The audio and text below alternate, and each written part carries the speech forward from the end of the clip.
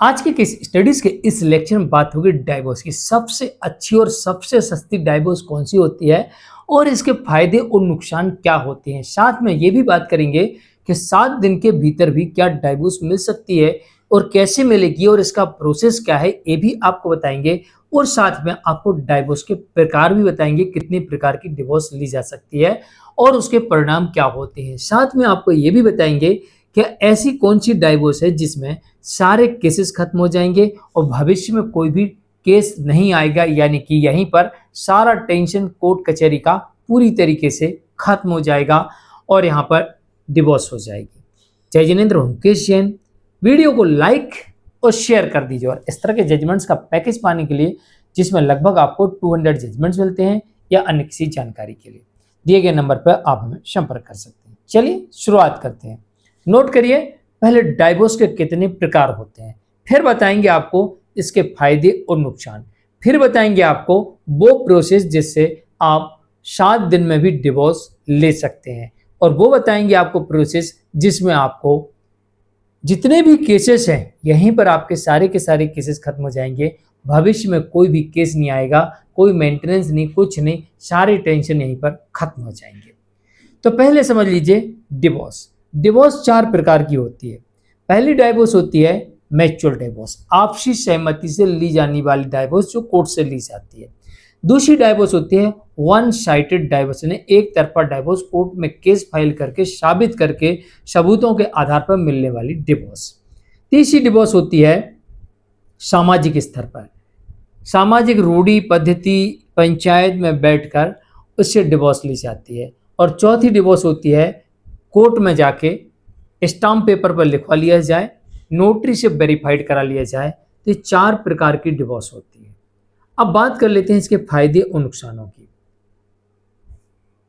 Stamp paper वाली divorce court में valid नहीं होती है, मतलब इसमें नुकसान ही नुकसान है दोनों पक्षकारों को। यहां तक कि स्टाम्प पेपर वाली डिवोर्स और सामाजिक स्तर पर ली गई डिवोर्स, ये दोनों वैलिड नहीं है।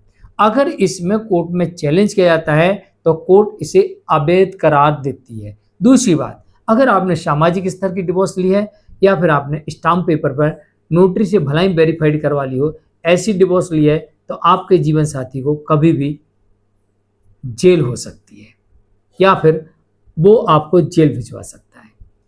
तो ये दोनों प्रकार की डिवोर्स आपको कभी नहीं लेना चाहिए, कभी नहीं लेना चाहिए, चाहे कितने भी क्लोज में क्यों ना संबंध हो, लेकिन स्टाम्प पेपर की और सामाजिक डिवोर्स कभी नहीं लेना चाहिए।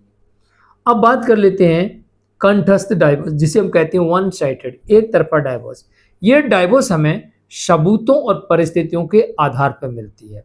चाहे पति जाए डाइवोर्स लेने, चाहे पत्नी जाए डाइवोर्स लेने के लिए, अगर आप डिवोर्स की डिमांड करते हैं तो आपको कोर्ट में ये साबित करना ही पड़ेगा कि आप उसके साथ नहीं रह सकते। क्यों नहीं रह सकते, ऐसा कारण और सबूत कोर्ट के समक्ष रखना पड़ेगा, या फिर उसकी अडल्ट्री, या फिर कोई गंभीर बीमारी या क्रूरल्टी। इनमें से कुछ ना कुछ आपको कोर्ट के समक्ष हर हाल में साबित करना पड़ेगा, तभी जाके कोर्ट आपको डिवोर्स देगी, अन्यथा नहीं देगी। मतलब इसमें सबूत नहीं है तो रिस्क बहुत है, डिवोर्स मिलने की संभावना 0% है।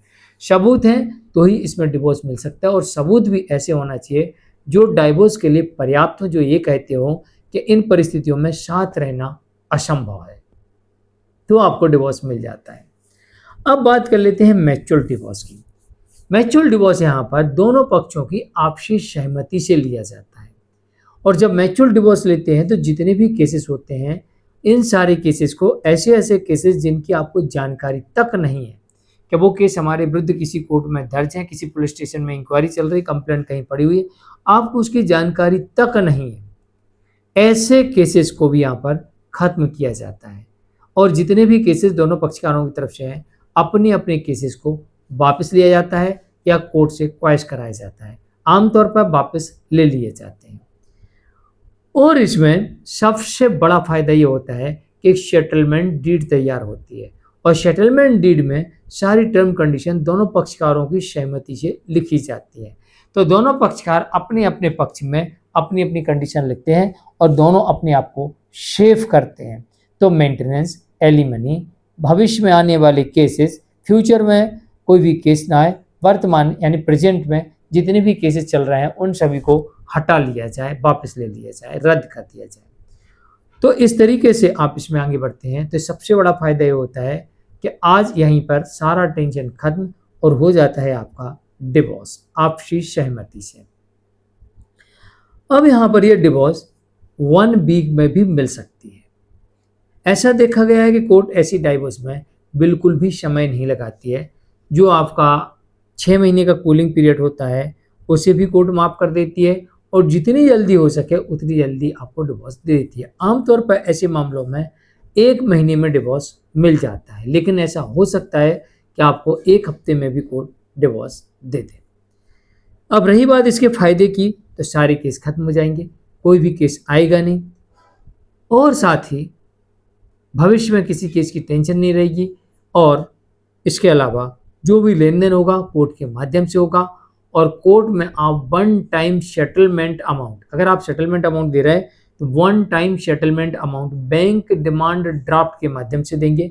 अब इसमें बच्चे भी हैं और पत्नी भी है, दोनों को दे रहे हैं, तो बच्चे के लिए अलग डिमांड ड्राफ्ट देंगे। बच्चे के लिए बच्चे के नाम से या सेटलमेंट डीड में लिखा जाएगा कि बच्चे के नाम से या एफडी बना के बच्चे के नाम से देंगे और पत्नी की एलिमनी पत्नी के नाम से देंगे। और जो भी आपके पास में सामान है, सामान का जो भी आदान प्रदान करना है, तो मुझे लगता है कि आदान प्रदान करना आवश्यक है तो ही करें, अन्यथा 1 टाइम सेटलमेंट अमाउंट पर बात करें और पैसा फिक्स करें। भला ही वो सामान को आप मार्केट में ले जाके बेच दीजिए और उस पैसे को दे दीजिए, क्योंकि कई बार क्या होता है कि गोल्ड वापस किया, बाद में शिकायत आती है आपने कम दिया, आपने नकली दिया। कोई सामान आपने रिटर्न किया, कई बार ये होता है आपने ये नहीं दिया, वो नहीं दिया, पुराना कर दिया, खराब कर दिया, इसकी इतनी वैल्यू थी, इतना पैसा और दो। तो इससे अच्छा ये है कि आप कितना सामान है मेरे पास, मुझे कितना देना है, कितना सामान है आपके पास, आपको कितना लौटाना है, आपने अपने सामान की वैल्यू तय कर लेते हैं और एक अमाउंट पे आ जाते हैं। या फिर सामान तुम्हारा तुम्हारे पास, मेरा मेरे पास, पैसे की बात करो, कितना अमाउंट देना है कि लेना है उस पर डिसाइड करिए। 1 टाइम, वो भी आपको 1 टाइम में, 2 किस्त, 3 किस्त, 4 किस्त, ईएमआई जैसा काम नहीं चलेगा, 1 टाइम में। इसके सबसे बड़े फायदे होते हैं कि केस लंबा नहीं चलता है और ये केस 1 वीक में भी खत्म हो सकता है और इसमें किसी प्रकार की धोखाधड़ी की भी कोई जगह नहीं बचती है। ये फायदे होते हैं। तो सबसे बड़ा नुकसान सामाजिक स्तर की डिवोर्स पर या फिर नोटरी द्वारा स्टाम्प पेपर पर ली गई डिवोर्स का होता है। और सबसे अच्छी डिवोर्स जो होती है जिसमें सारे टेंशन खत्म हो जाते हैं वो होता है मैच्योर डिवोर्स, वो भी 1 टाइम सेटलमेंट अमाउंट के साथ ही सेटलमेंट डीड के साथ अगर लेते हैं सावधानी पूर्वक, तो फिर मैच्योर डिवोर्स से अच्छा कोई डिवोर्स नहीं माना गया है। और ये 1 महीने के भीतर आमतौर पर अधिकतर केसेस में मिल जाती है। मैं हूं केस जैन, आज के लिए इतना ही। नमस्कार।